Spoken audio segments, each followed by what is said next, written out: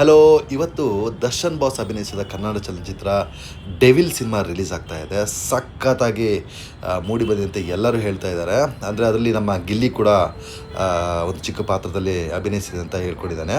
ನೀವು ಟ್ರೈಲರ್ ನೋಡಿದರೆ ಗೊತ್ತಾಗುತ್ತೆ, ಗಿಲ್ಲಿದೊಂದು ಪಂಚಿಂಗ್ ಡೈಲಾಗ್ ಹಾಕ್ಬಿಟ್ಟಿದ್ದಾರೆ ಅಲ್ಲಿ.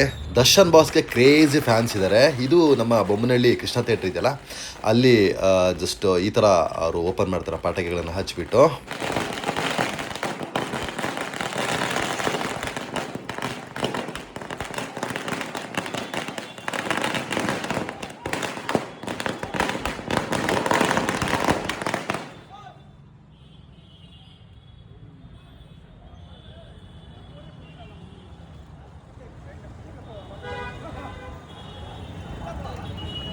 ನಿಂತರೆ ನಾಯಕಗೆ ಹೇಳುವ ಎಲ್ಲ ಕೂಗೆ ಉಸಿರಿರುವವರೆಗೂ ಇದ್ದೇವೆ.